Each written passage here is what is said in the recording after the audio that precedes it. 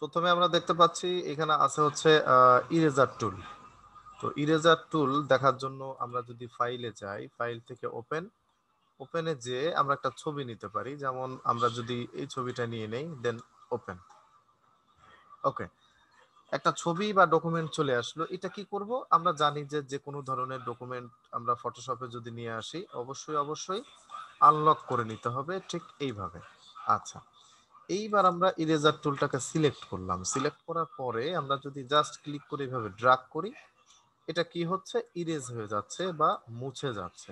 ওকে, এটাই স্বাভাবিকভাবে আমরা জানি যে রাবারের কাজটা কি থাকে? মুছে ফেলা। আমরা ঠিক এভাবে মুছে ফেলছি। দ্যাটস ইট, এটার কাজই এতটুকুই। ওকে, আমরা আবারও ব্যাকে চলে যাই।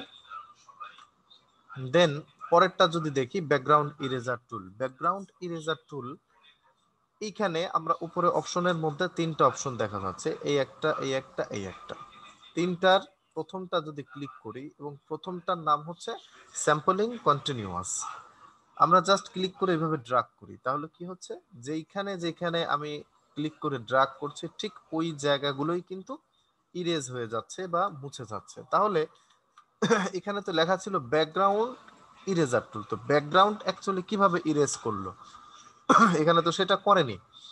তবে হ্যাঁ, আমরা এই প্রথম অপশনের পরের যেটা আছে, পরেরটা হচ্ছে আমাদের স্যাম্পলিং ওয়ান্স।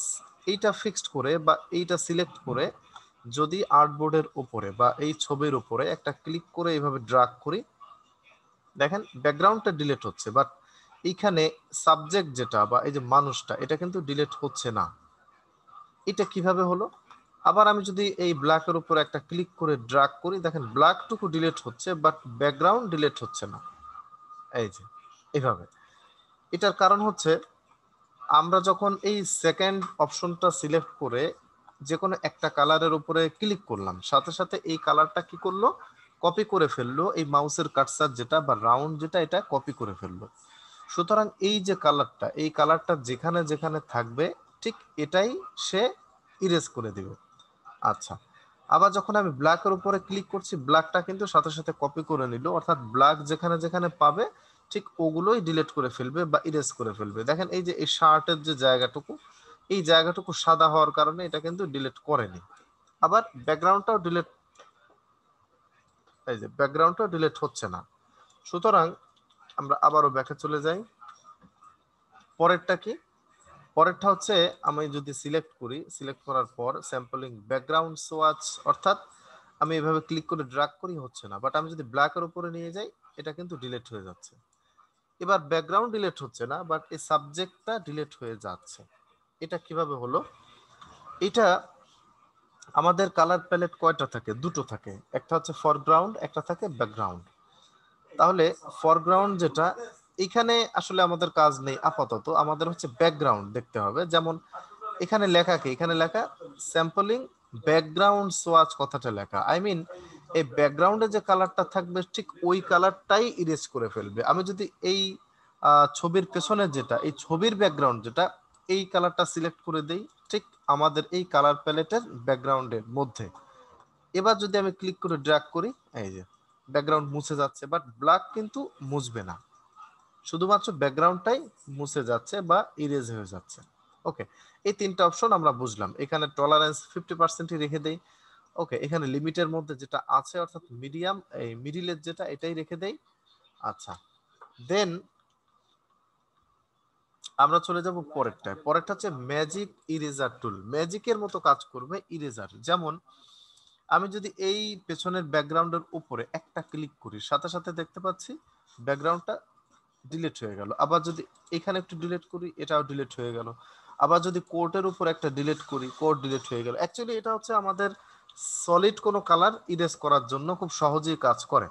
যেমন আমি যদি কোনো ভিন্ন কালারের উপর একটা ক্লিক করি, তাহলে দেখবো এটা আসবে না। যেমন ওপেন, জাস্ট ক্লিক করলাম, এই যে দেখেন এখানে কিন্তু এই ক্লিক করলাম, সলিড কালার যতটুকু পেলো ততটুকু ডিলিট করলো। যেমন এখানে, এখানে এই জায়গাটাতে ক্লিক করি, সব সব জায়গায় আমাদের চোখের দেখায় মনে হচ্ছে সলিড, আসলে কিন্তু এখানে একটু লাইট বেশি, এখানে একটু ডিপ বেশি। ওকে, যে কারণে একই জায়গায় একই কালার কোড যদি থাকে, মানে অনেকটা জায়গায় যদি একই কালার কোড থাকে, সেই ক্ষেত্রে ডিলিট হয়ে যাবে। যেমন এখানে ক্লিক করি, এই একটা ক্লিক, এটা কিন্তু আলাদা আলাদা ভাবে ডিলিট হচ্ছে।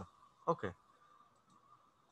বাট এখানে একটাই কালার, যে কারণে ডিলিট হয়ে গেল। এখানে কোথাও লাইট, কোথাও মানে শ্যাডো এই টাইপের নেই, সব জায়গায় একই, যে কারণেই এটা ডিলিট হয়ে গেল। আচ্ছা, আমরা পরেরটা যদি দেখি, পরেরটা হচ্ছে ডজ টুল। ডজ টুল কোনটা? এইটা, এটা হচ্ছে ডজ টুল। এটা আমরা যদি সিলেক্ট করি, দেন এখান থেকে অর্থাৎ অপশন থেকে আমরা শ্যাডোজটা সিলেক্ট করে দিই এবং ছবিটাকে আমরা কন্ট্রোল জে প্রেস করে ডুপ্লিকেট করে নিয়ে নিচেরটাকে এই বন্ধ করে দিই, বা নিচের ছবিটার চোখটাকে বন্ধ করে দিতে পারি। ওকে, এবার যদি আমরা একটু ক্লিক করে ড্র্যাগ করি, ছোট করে নেই, অথবা আমরা চাইলে আর একটা ছবি আনতে পারি। এই ছবির থেকেও আমার মনে হয় এই ছবিটাতে বেটার একটা আউটপুট আসবে। আনলক করে নেই, কন্ট্রোল জে দিয়ে ডুপ্লিকেট করে নেই।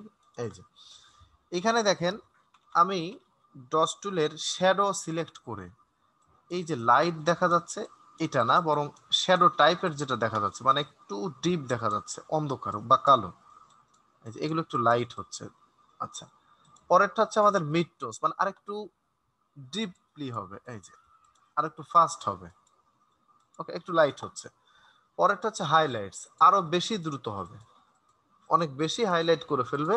তো এত বেশি হাইলাইটস এটা দিয়ে আমরা কাজ করব না, তাতে করে জ্বলে যাচ্ছে কালার গুলো না, অনেক সুন্দর সুন্দর কালার বা সুন্দর এই যে আমি যেটা মূলত আউটপুট চাচ্ছি সেটা কিন্তু এখানে আসবে না যদি আমি হাইলাইটস দিয়ে কাজ করি। আমরা চেষ্টা করব শ্যাডোস অথবা মিড টোনস দিয়ে কাজ করার। ওকে, পার্থক্যটা দেখি।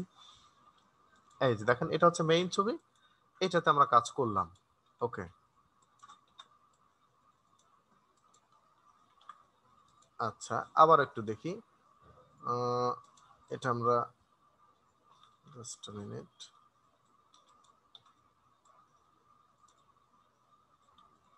ওকে, এই ছবিটাতে আমরা দেখি পরেরটা। পরেরটা হচ্ছে কি, বার্ন টুল। বার্ন টুল হচ্ছে এই যে লাইট এরিয়া দেখা যাচ্ছে, আমরা শ্যাডোসে একটা সিলেক্ট করে দিয়ে এভাবে ক্লিক করে ড্র্যাগ করি, এই লাইট এরিয়াটুকু ডিপ হয়ে গেল।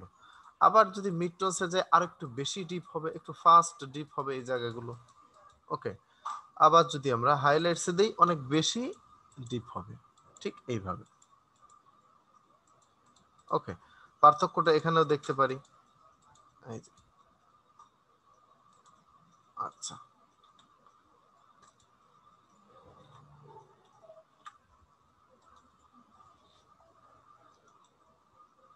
পরেরটা হচ্ছে আমাদের স্পঞ্জ টুল। স্পঞ্জ টুলটা কি? এটা উপরে দেখেন অপশন দুটো, একটা হচ্ছে ডিস্যাচুরেট, একটা হচ্ছে স্যাচুরেট। ডিস্যাচুরেট হচ্ছে এই যে একটু লাইট এরিয়া দেখা যাচ্ছে, এগুলো একটু হালকা করে দিবে বা একটু সাদা কালো টাইপের করে দিবে। ওকে, আবার স্যাচুরেট হচ্ছে ঠিক এর বিপরীত, যেমন এই শ্যাডো টাইপের এরিয়াগুলোকে লাইট করে দিবে স্যাচুরেট। এটাকে আমরা ডিলিট করে দেই, আবারও একটা নেই। পরেরটা হচ্ছে ব্লার টুল। ব্লার টুল হচ্ছে আমরা ওপেনে যাই, ওপেন থেকে একটা ছবি নিতে পারি, দেন এটাও ডাবল ক্লিক করেই এবং আনলক করে নেই, কন্ট্রোল জে দিয়ে ডুপ্লিকেট করে নিলাম। এইবার দেখেন, আমি চাচ্ছি যে এই ফুলটাকে সিলেক্ট করলাম, করে সিলেক্ট থেকে ইনভার্স করে দিলাম, এটা জাস্ট উল্টে গেল।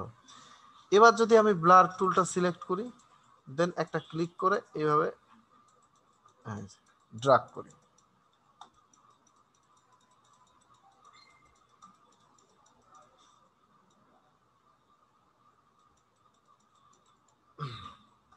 ওকে, দেখেন এখানে যেটা দেখা যাচ্ছে সেটা হচ্ছে মাঝখানের এই ফুলটা অনেক বেশি লাইট বা ভিজিবিলিটি বেশি দেখা যাচ্ছে, বাট চারপাশের এটা কিন্তু আমাদের জাস্ট মিনিট। ওকে, চারপাশের যে এরিয়াটুকু দেখা যাচ্ছে এগুলো সবই হচ্ছে ব্লার অবস্থায় আছে, ব্লার একেবারে হালকা, এবং ফোকাস করেছে মূলত এই ফুলটাকে। ওকে, এটাকে আমরা চাইলে ডিলিট করে দিতে পারি, দেন আরো একটা নেই, নিলাম। নেওয়ার পর পরেরটাকে শার্পেন টুল। শার্পেন টুল হচ্ছে শার্প করা, অর্থাৎ পরিষ্কার করে, বিষয়টা আমরা জানি। তো চাইলে এখানেও দেখতে পারি, যেমন এটা যদি আমরা একটু বড় করি, দেখেন এই এরিয়াটুকু আমরা শার্প করে ফেলবো।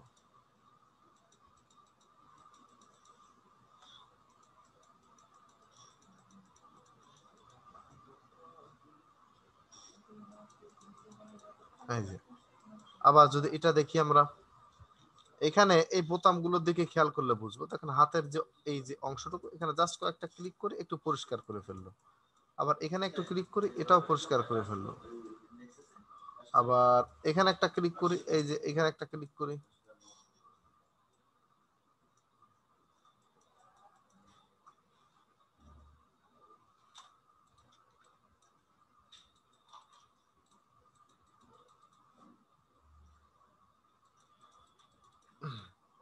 ওকে, এভাবে পরিষ্কার করে ফেলবে, বা একটু ডিপ এরিয়াকে হালকা করে পিক্সেলটা বাড়িয়ে দিয়ে এভাবে ফ্রেশ করে ফেলে। স্মার্ট টুলটা কি? স্মার্ট টুলটা দেখতে চাইলে আমরা একটা আর্টবোর্ড নিয়ে নিব, দেন এখানে একটা কালার নেই, এইভাবে এই কালারটা নিলাম, দেন আমরা এখানে যদি আরো একটা কালার দিয়ে দিলাম, এই দুটোকেই আমরা স্মার্ট টুলের মাধ্যমে এইভাবে ক্লিক করে ড্র্যাগ করে অ্যাডজাস্ট করে দিতে পারি এই দুই পাশের কালারগুলোকে। ওকে, যদিও এটার ব্যবহার খুব বেশি আপাতত করা হয় না, জাস্ট আমাদের ছোট ছোট কাজের জন্য এটা দরকার হতে পারে মাঝে মধ্যে। আমরা দেখে নিলাম, আমরা শিখে নিলাম। ওকে, এই যে কালারগুলোকে অ্যাডজাস্ট করে ফেলছে, মিক্সিং করে ফেলছে বিভিন্ন ধরনের কালার।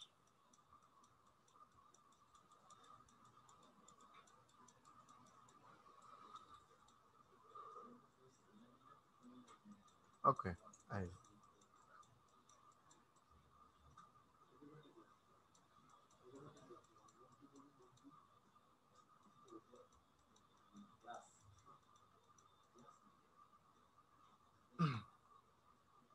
ওকে, নেক্সট আমরা যদি দেখি, নেক্সট আমরা দেখতে পাচ্ছি হচ্ছে গ্রাডিয়েন্ট টুল। গ্রাডিয়েন্ট টুল হচ্ছে মূলত একের অধিক কালারের সংমিশ্রণে যে এলিমেন্ট তৈরি হয় বা ব্যাকগ্রাউন্ড তৈরি হয়, সেটাই গ্রাডিয়েন্ট টুল যদি বলি।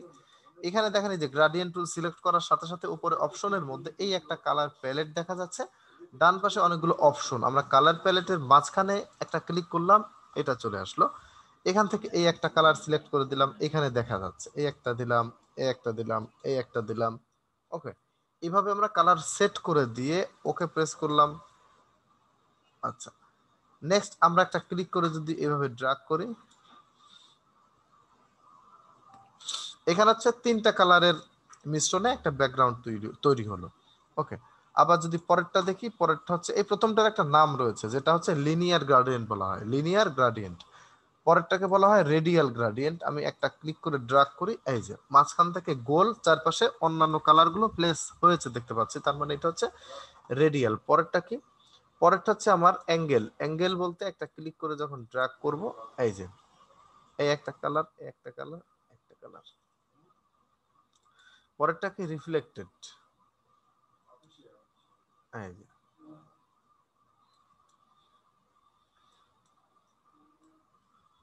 এই যে যেটা হলো এখানে তিনটা কালার, একটা দুটো তিনটে, এইটা রিফ্লেক্ট করে পরেরটায় প্লেস হয়ে গেল। এটা রিফ্লেক্ট টুল। পরেরটা ডায়মন্ড টুল। কি? ডায়মন্ডের মতো একটা অংশ দেখা যায়, যদিও এগুলো খুব বেশি প্রয়োজন হয় না। আবারও বলছি, এখানে প্রয়োজন হয় মাত্র লিনিয়ার আর রেডিয়াল। বাট এই জায়গাটা ক্লিক করে যখন আমার বক্স চলে আসবে, তখন আমরা চাইলে কালার চেঞ্জ করে দিতে পারি। যেমন এখানে ডাবল ক্লিক করলাম,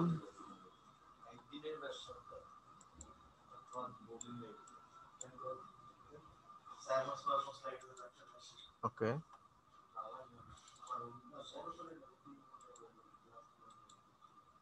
এই যে কালারটা চেঞ্জ করে ফেললাম, দেন ওকে, আবার একটা ক্লিক করে এভাবে ড্র্যাগ করি, এই যে কালারটা প্লেস হয়ে গেল। এইভাবে আমরা কালারগুলোকে প্লেস করতে পারি।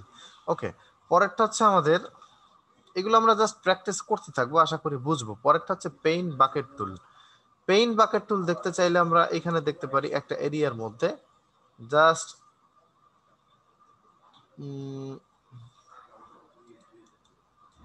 একটা ক্লিক করলাম, ফরগ্রাউন্ড কালারটা প্লেস হলো। তার কারণ হচ্ছে পেইন্ট বাকেট টুল ব্রাশের মতোই। আই মিন ব্রাশ যেমন ব্রাশে যেমন কাজ করলে ফরগ্রাউন্ড কালারটা প্লেস হয়, ঠিক তেমনি এখানেও ফরগ্রাউন্ড কালার প্লেস হবে এই টুলের ক্ষেত্রে, অর্থাৎ আমার পেইন্ট বাকেট টুলের ক্ষেত্রে ফরগ্রাউন্ড কালারটাই প্লেস হবে। আবার যদি আমরা এখানে ওকে ব্ল্যাকটা দিয়ে দিই, অথবা ব্লু,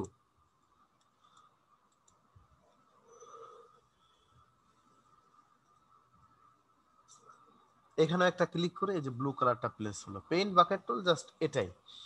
ওকে, পরেরটা দেখি বাংলা টাইপ ইন ফটোশপ। ফটোশপে কিভাবে বাংলা টাইপ করা যায়। এখন বাংলা টাইপ করার জন্য মূলত বিজয় দরকার। বিজয় দিয়ে যারা লিখতে পারে তাদের জন্য বাংলা টাইপটা খুব সহজ। তবে হ্যাঁ, যারা বাংলা টাইপ বিজয় দিয়ে করতে পারি না, অবশ্যই ইন্টারনেটে লিখতেই হয়। সেটা আমরা অব্র সফটওয়্যারের মাধ্যমে করতে পারি। অবশ্যই অব্র সফটওয়্যারের মাধ্যমে নেটে লিখতে পারি বা ইন্টারনেটে যে কোনো জায়গায় লেখা সম্ভব। তো যারা হচ্ছে দেখা যায় বিজয় পারি না বাট অব্রটা পারি বাংলায় লিখতে, সেই ক্ষেত্রেও সম্ভব কনভার্ট করে। কনভার্ট কিভাবে করতে হবে, আমি একটু যদি অব্র সফটওয়্যারটা যাই, এটা হচ্ছে অব্র সফটওয়্যার যেটা আমরা সবাই কম বেশি জানি। এখন এই সেটিংসে একটা ক্লিক করার পরে 1 2 3 4 নাম্বার অপশনে ক্লিক করলাম। এখানে আমি বাংলাটা লিখি। কোন বাংলা লিখবো? অব্রটা লিখবো। তাহলে এটা বাংলা করে এখানে লিখি,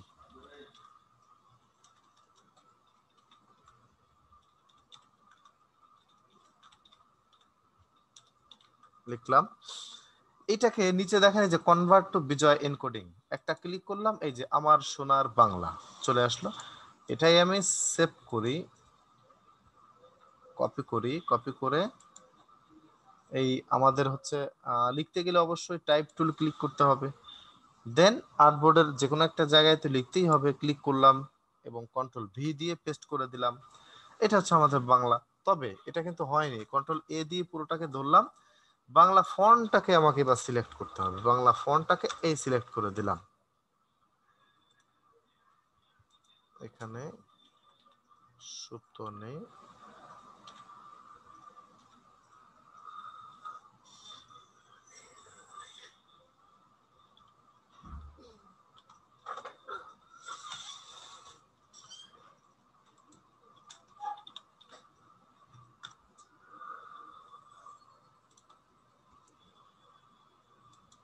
আচ্ছা, এখানে বাংলা না, বাংলা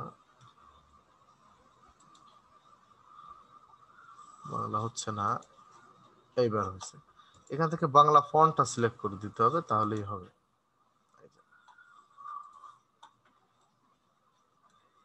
ওকে, এটা আমি দিলাম। তো এইভাবে আমরা বাংলা লিখবো বা এইভাবে বাংলা বিজয়তে কনভার্ট করে এখানে লিখতে পারি। আর যারা বিজয় লিখতে পারি তারা জাস্ট এখানে টাইপ টুলটা সিলেক্ট করে অবশ্যই ফন্টটা সিলেক্ট করে দিয়ে তারপরে লেখা স্টার্ট করতে হবে। ওকে, আচ্ছা, ওকে। তো আজকে আমাদের টপিক অনেক অল্প ছিল যদিও, তার কারণ হচ্ছে প্রবলেম সলভের ক্লাস আজকে মূলত লাস্টের পার্টটুকু। এখন যদি আমাদের বিগত ক্লাসের বিভিন্ন প্রবলেম থাকে বা আজকের ক্লাসে প্রবলেম থাকে, এই বিষয়গুলো নিয়ে আলোচনা করব।